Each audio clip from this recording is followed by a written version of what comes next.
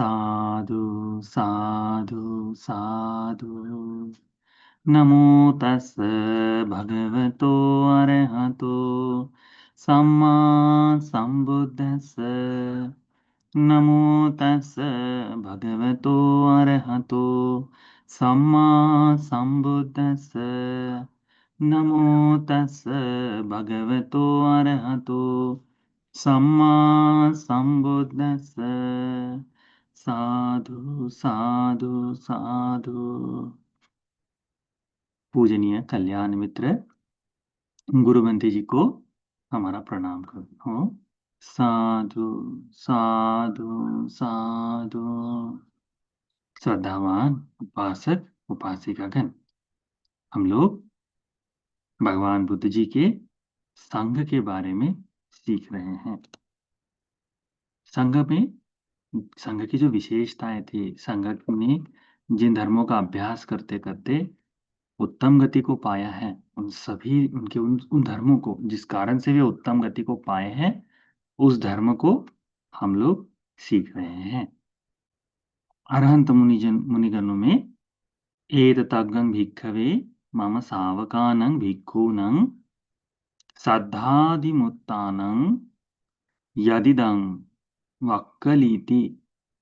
भिक्षुओं, मेरे मेरे भिक्षु श्रावकों में श्रद्धा से विमुक्ति पाने वालों में, श्रद्धा विमुक्तों में श्रेष्ठ है, अग्र है वक्कली भंते जी। ठीक है, तो आज हम लोग वक्कली भंते जी के जीवन की कथा के बारे में जानेंगे। जैसे हर अरहंत मुनिगणों के बारे में होता है, उनकी पूर्व की कथा होती है, उनकी वर्तमान की कथा होती है ना। इसी तरह से देखते हैं। देखिए, अरहंत मुनि लोग जो होते हैं, यह ऐसे ही नहीं कि बस मुझे अरहंत होना है, हो गए, नहीं। इनको एक लंबे समय तक अग्रफल को पाने के लिए उस तरह से दान का, उस तरह से पुण्य का संचय करना होता है। अब आपको एक बात विशेषता से देखने को ये मिलेगी कि जितनी भी अरहंत श्रावक हुए हैं, जितने भी अग्र श्रावक हुए हैं, अग्र श्राविका हुई है, उन सभी ने प्रधान स्वरूप से 7 दिनों तक बुद्ध प्रमुख संघ रत्न को महादान दिया था। ठीक है, इस महादान में प्रार्थना की थी, याचना की थी कि भगवान, इस जो कुछ पुण्य किया है मैंने, जो कुछ दान आदि दिया है, इस दान के फल से मैं कुछ नहीं मांगता, मुझे और कुछ नहीं चाहिए, केवल इस बात को, इसकी पूर्ति होनी चाहिए करके, इस तरह से। तो आप एक विशेषता से देख सकते हैं कि अपने जीवन का पूर्ण पुण्य जो है, एक दिशा में आप डाइवर्ट कर सकते हैं। यदि यदि पुण्य करते समय आप में कई लोगों ने जो प्रश्न पूछे हैं ना, उसमें उसका उत्तर स्वरूप दे रहे हैं कि भंते, क्या दान देते समय हमारे मन में क्या चेतना होनी चाहिए। तो ये अरहंत मुनि लोगों से हमें सीखना चाहिए। अरहंत जो अग्र श्रावक है, इन्होंने दान देने की चेतना क्या रखी है कि इस दान के फल से एक धर्म की प्राप्ति हो। तो यदि अरहंत होने के लिए, उस अग्रफल को पाने के लिए, यदि भगवान के सम्मुख ऐसी याचना कर सकते हैं, तो आज वर्तमान में आप जब दान देते हैं, तो आपके मन में अपनी इच्छाओं की पूर्ति के लिए, या फिर आपके मन में इस पुण्य के विपाक से ये पुण्य जो है इस कार्य में हेतु हो जाए, कहने में कोई आपत्ति नहीं है, उसमें कोई गलत नहीं है। इसीलिए दान देते समय निरंतर अपने मन में वह भाव होना चाहिए कि हाँ, इस पुण्य से मुझे सुगति मिले, इस पुण्य से मुझे धर्म की प्राप्ति हो, इस पुण्य से मुझे आचार आर्य सत्य का अनुभव हो जाए, ये पुण्य निर्वाण के लिए काम में आए, ये पुण्य मेरे जीवन में सारे दुख पीड़ाएं जो है उनको दूर करने के काम में आए, ये पुण्य मुझे भवभोग संपत्ति के काम में। इस तरह से भी आप भिन्न भिन्न तरह से दान करते समय ये कामना कर सकते हैं। ठीक है, तो ऐसे ही भगवान के समय में एक बहुत ही महान महान भिक्षु होकर गए, उनका नाम है वक्कली भंते। ठीक है, वक्कली भंते जी की कथा है। इसमें वक्कली भंते जी के बारे में बताया गया है कि श्रद्धा श्रद्धा विमुक्तों में, यानी श्रद्धा से प्रवज्जित होने वालों में जो है वे रट्टपाल बनते जी हैं। राहुल बनते जी का उसमें नाम आ जाए, पर रट्टपाल बनते जी उसको विशेषता से माना जाता है।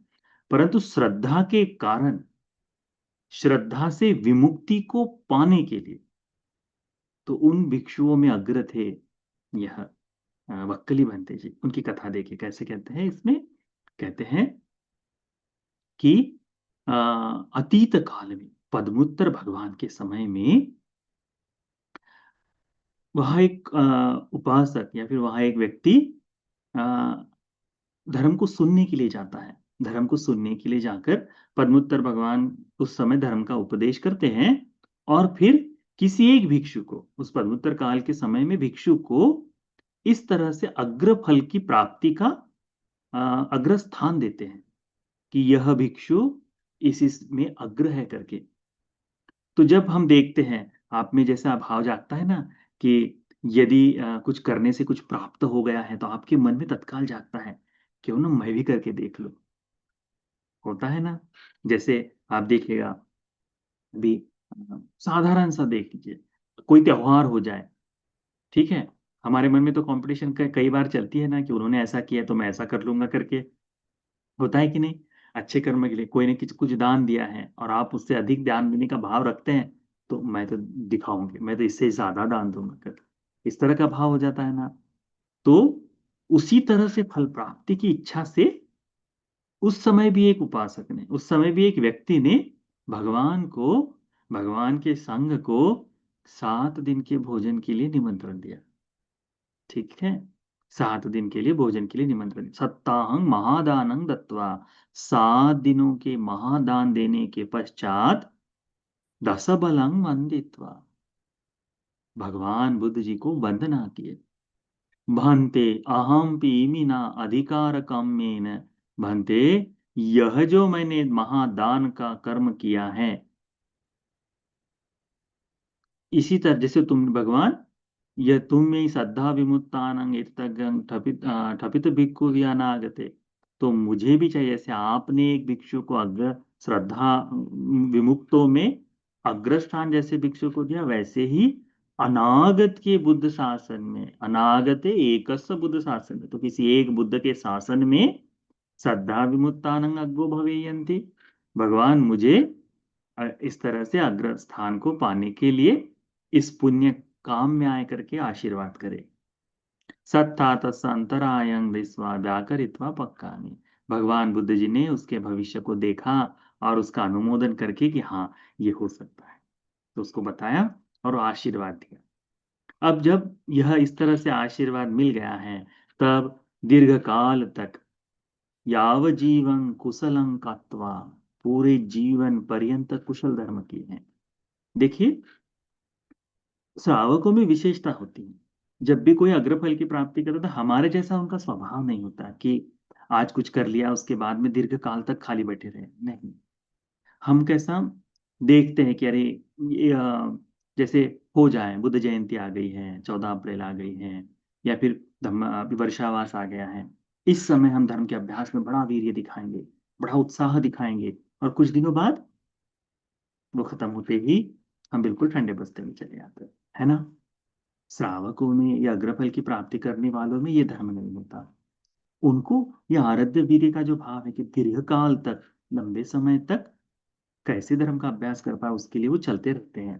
तो पूरे जीवन पर्यंत तथागत को नमन करने के बाद तथागत ने आशीर्वाद तो दे दिया, इसके बाद पूरा जीवन पर्यंत कुशल कर्म करते हुए देव मनुष्येषु, देवता लोक में और मनुष्य लोक में संसरंतो, दोनों देवलोक में मनुष्य लोक में आते जाते, हमारे शास्त्र अम्माकं सत्तु काले सावत्यं ब्राह्मण कुले पटिसंधि गांधी, श्रावस्ती में ही ब्राह्मण कुल में उन्होंने उनका जन्म हुआ। ठीक है, कौन से समय में? गौतम बुद्ध जी के शासन में। पदव्युत्तर बुद्ध काल से लेकर तो मनुष्य लोक और दिव्य लोक में, दो लोक में आना जाना करते करते, यानी कितना दीर्घ पुण्य का संचय किया होगा उस कुशल कर्म को, और कैसे पूरे इतने दीर्घ काल तक ये कुशल की चेतना को बनाए रखा होगा। चिंतन करिए कि देव और मनुष्यों के लोक में आते आते पूरा समय बिताया है। हम जो है, आप मैं, हम कैसे हैं? अभी मनुष्य लोक में है, थोड़ा सा पाप करेंगे और फिर निरे घूम के आएंगे।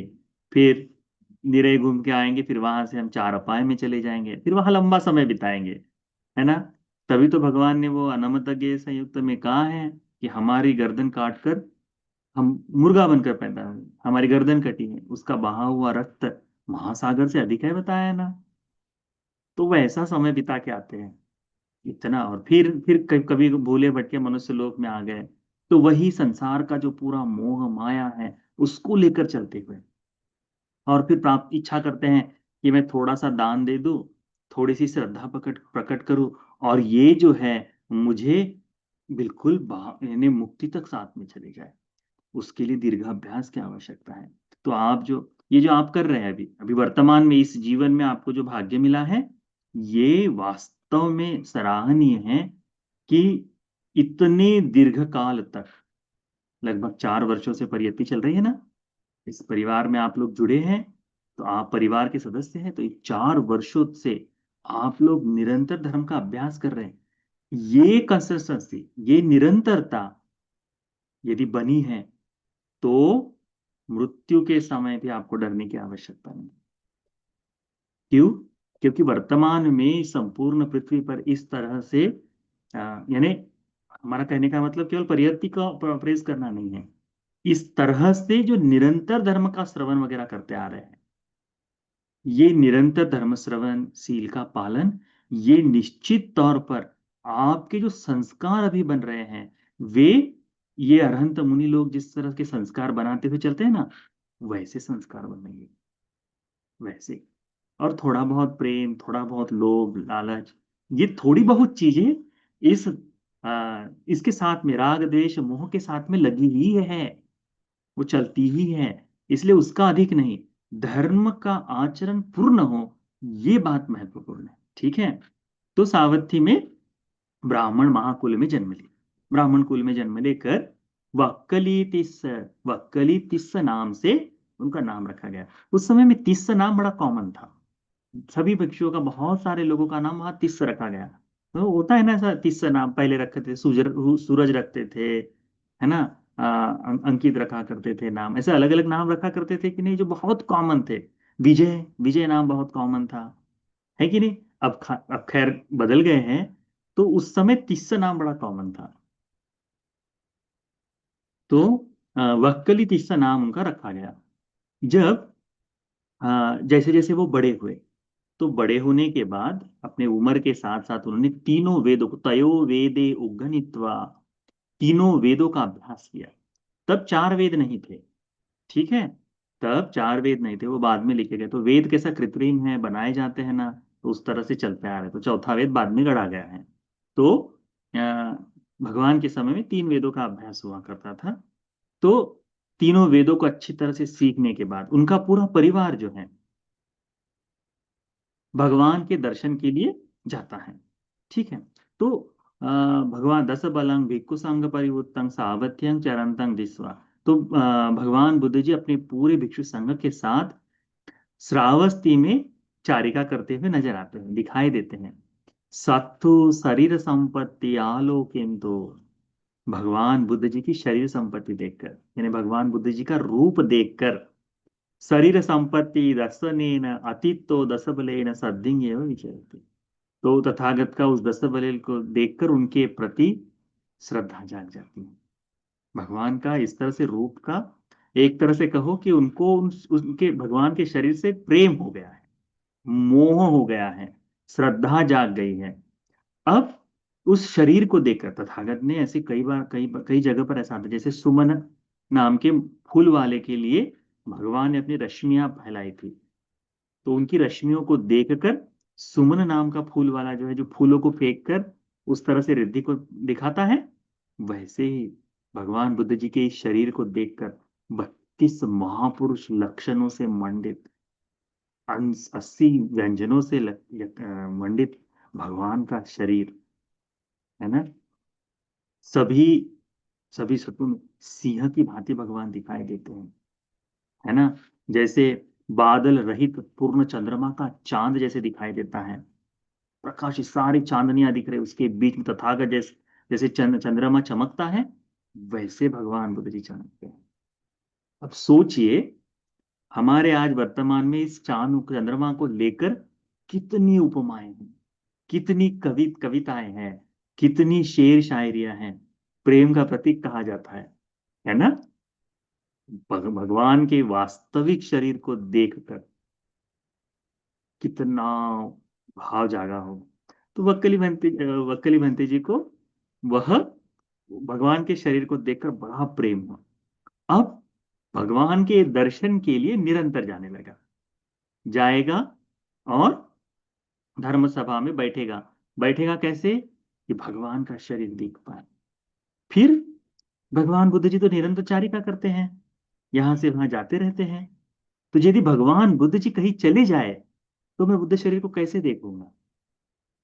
तो नहीं देख पाऊंगा। इसीलिए क्या किया, जाकर भगवान बुद्ध जी के पास में वहां प्रवज्जित हो गए। सो धर्म को सुना, धर्म से भी श्रद्धा जागी उनकी। धम्म सभाए निषेधित्वा धम्मं कथन्ते इति सम्मुख ठाने ते धम्मं सुनाते। भगवान के सम्मुख बैठकर ही भगवान से धर्म सुना। सो सद्धं पटिल अभित्वा, श्रद्धा को उत्पन्न हो गए, उसमें श्रद्धा जाग गई, उससे श्रद्धा जागी। अगार अगार मज्जे वसंतो निबद्धं दस बलं दर्शनानं लभिस्सामिति। घर में यदि रहे तो नहीं होगा, परंतु घर से बाहर निकल जाए तो निरंतर मुझे तथागत के दर्शन होते रहेंगे, ऐसा सोचकर पब्बजंग याचित्वा सत्तु शांति के पब्बजी, भगवान के सम्मुख ही वो प्रवचित हुआ। प्रवज्जा लेने के पीछे क्या कारण था कि तथागत के दर्शन निरंतर हो पाए। देखो, एक और धर्म प्रवज्जा के लिए आता है।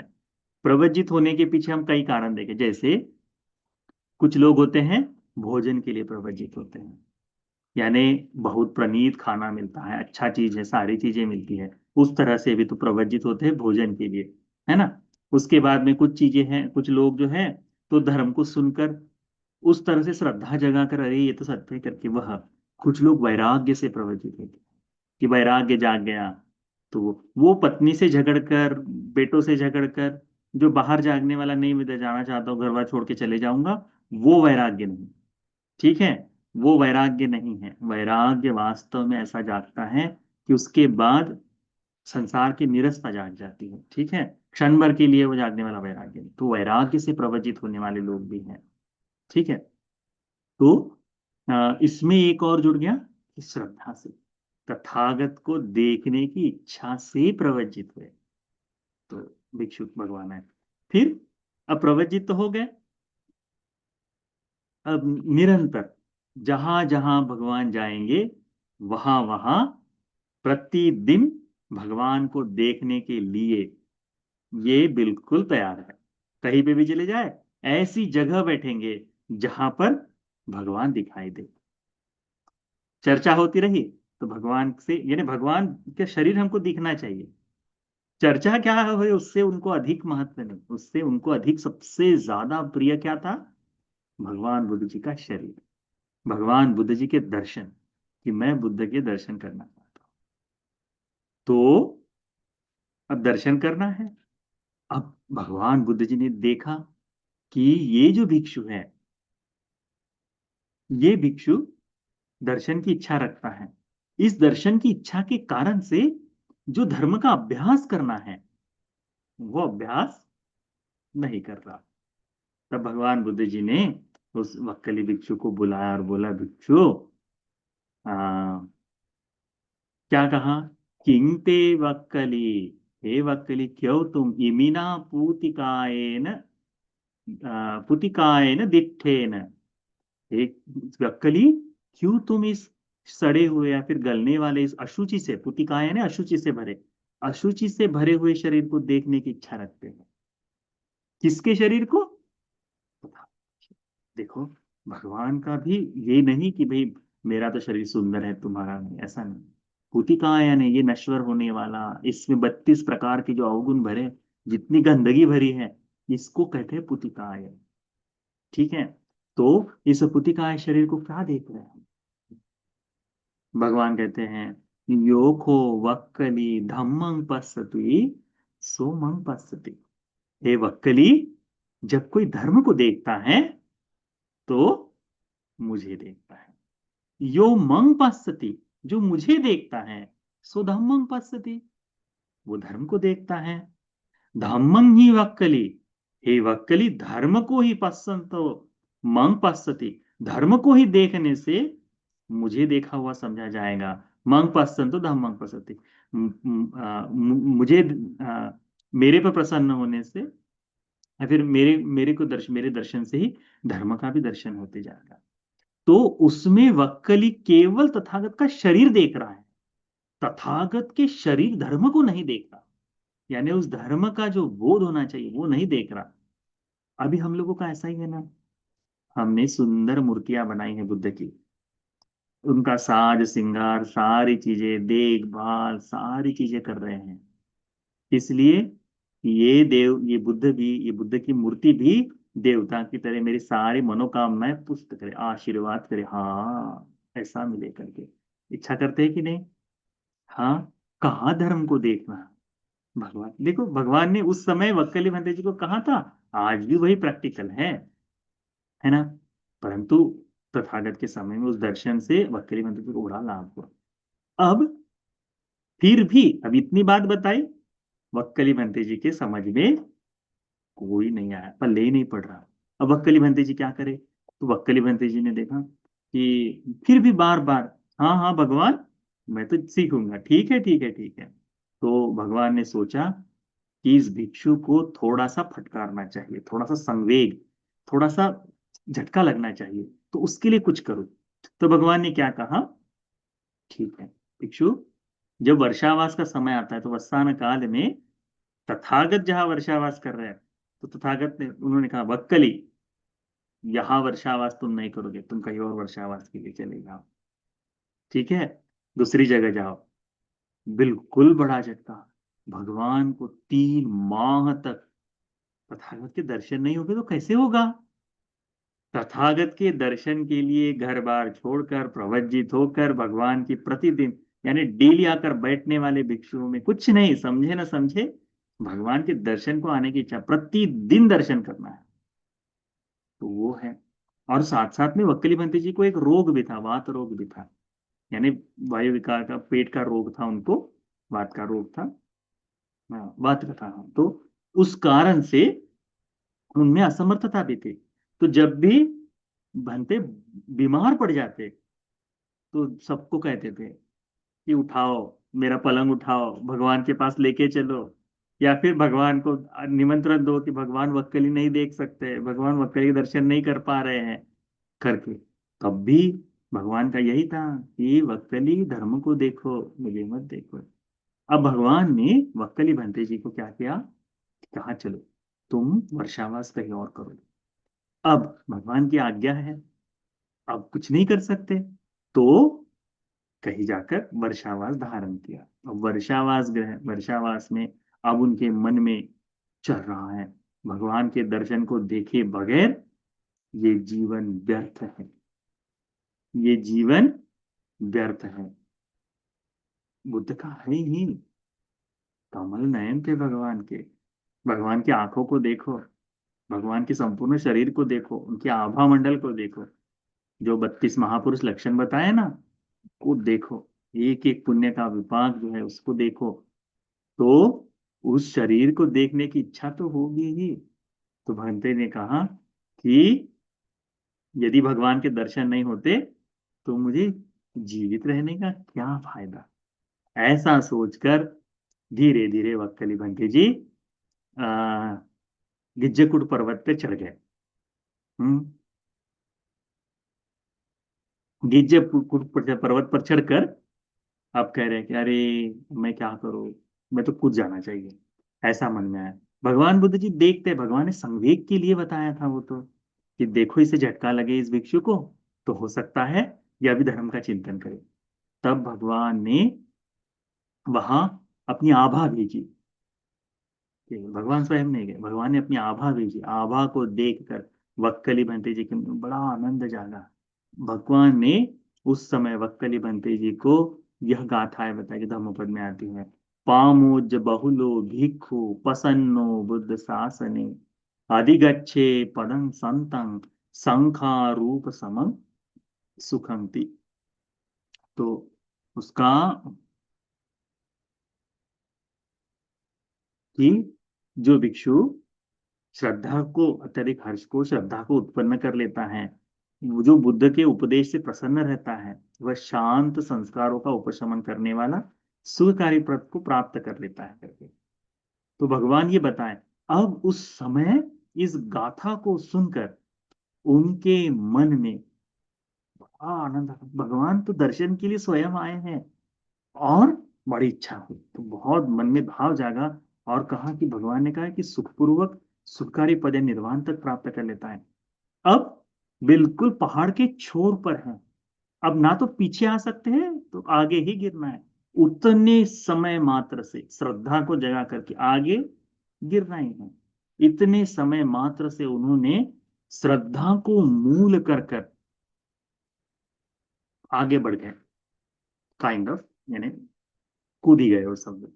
पर्वत से नीचे गिरने के समय तक श्रद्धा के बल से अभिज्ञाओं को प्राप्त कर कर आकाश मार्ग से बिल्कुल धीरे धीरे धीरे नीचे उतरे, अरहंत बन के, अरहत्व को बोध करके। कोई विपස්සना नहीं उस समय, उस समय विपස්සना नहीं थी, उस समय श्रद्धा, श्रद्धा इंद्रिय जो है, श्रद्धा इंद्रिय जिसका पूर्ण बलवत हो जाए, उसके श्रद्धा इंद्रिय का इतना बल है कि वो अरहंत तक ले जाता है। श्रद्धा इंद्रिय हो जाता है ना, फिर पंजा वगैरह तो उसके बाद में उनका बल भी बन जाता है। तो ये श्रद्धा इंद्रिय इनका बड़ा पुष्ट था। इसीलिए भगवान बुद्ध जी ने बाद के अंतराल में के समय में कहा है कि ये श्रद्धा विमुक्तानम, श्रद्धा से विमुक्त होने वाले ने, श्रद्धा गुण धर्म से विमुक्त होने वाले भिक्षुओं में वक्कलिबंत जी श्रेष्ठ है। बुद्धानुස්සति का सबसे सुंदर उदाहरण यही है। इससे अधिक श्रेष्ठ बुद्धानुස්සति का उदाहरण नहीं मिल सकता। यदि कोई कहे कि बुद्धानुස්සति कर कर क्या लाभ होगा, बुद्ध के प्रति श्रद्धा भर मात्र से हो जाएगा क्या, तो वक्कलिबंत जी उसके साक्षात प्रमाण है कि हाँ, श्रद्धा मात्र से मुक्ति हो जाएगी। ये बुद्ध के समय के बाद में इस देश में भक्ति योग शुरू हुआ था। ये भक्ति योग के लिए आदि हो सकते हैं, आरंभिक हो सकते हैं। यही है भक्ति का जो भाव जो चलता है भाव। परंतु बुद्ध के प्रति वो विशेष है, वो विशेष है। श्रद्धा से मुक्त होने वाले, श्रद्धा इंद्रिय को पूर्ण करने वालों में यह वक्कलिबंत जी श्रेष्ठ हो गए। जैसे ही उनके मन में प्रीति प्रामोद्य जागा था पहाड़ से उतरते समय, नीचे आते समय, उसके कारण अरहंत हो गए, अरहंत हो गए और भगवान के पास आए जीवन भर। यानी अरहत होने के बाद भी तथागत के दर्शन को हमेशा करते ही रहे, हमेशा दर्शन करते रहे। बूढ़ा होने हो जाने के बाद भी कहते रहे भगवान, अब अरहंत भी हो गए फिर भी मन में वो जो है कि बुद्ध को देखने का भाव, उनकी ये इच्छा नहीं है, परंतु बुद्ध दर्शन जो है वो जीवन भर रहा कि श्रद्धा से विमुक्त हो ना। इसीलिए इसीलिए वक्कली भंते जी जैसे धर्म का अभ्यास करो तो भी ठीक है। बुद्ध को एक मूर्ति मैंने उस तरह से मत देखो कि अरे केवल बुद्ध है, नहीं। बुद्ध वास्तव में श्रद्धा का सृजन करते हैं। श्रद्धा, बुद्ध के प्रति जागने वाली श्रद्धा अंधश्रद्धा नहीं हो सकती। अंधश्रद्धा हो सकती है यदि आप उसको बनाओ तो, पर बुद्ध के गुणों को, जो है ना 9 गुण है, अरहं सम्मा संबुद्ध, इन 9 गुणों को यदि कोई जानता है, समझता है और उसको देखते हुए उनके प्रति श्रद्धा जगाता है, तो निश्चित ही वह बुद्ध पर बड़े अटूट श्रद्धा निर्माण कर सकता है, बना सकता है। इसीलिए उपासक उपास्यगण इस वक्त इन वक्कली भंते से देखो, धम्म का अभ्यास करोगे तो बुद्ध के दर्शन होंगे, बुद्ध के दर्शन करोगे तो धर्म का ही अभ्यास करोगे। इसलिए दोनों चीजों को ध्यान में रखो। बड़ा सुंदर वाक्य है भगवान ने जो कहा था कि यो धम्मं पश्यति सो मं पश्यति, यो मं पश्यति सो धम्मं पश्यति। जो धम्म को देखता है वो मुझे देखता है, जो मुझे देखता है वो धम्म को देखता है। है ना। इसीलिए हमें भी धर्म को देखने की दृष्टि मिल जाए।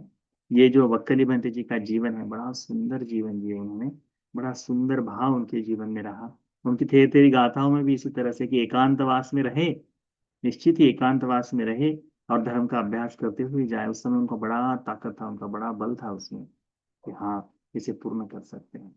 तो उसी तरह से हमें भी भगवान बुद्ध जी के प्रति श्रद्धा को जगाने वाला जीवन जगाने के लिए, श्रद्धा संपन्न होकर मुक्ति के मार्ग पर अग्रसर हो जाने के लिए, यह वक्कली बंते जी का जीवन, वक्कली स्थविर का जीवन हमें प्रेरणादायी हो जाए, निर्वाण की प्राप्ति में सहायक हो जाए। साधु साधु साधु।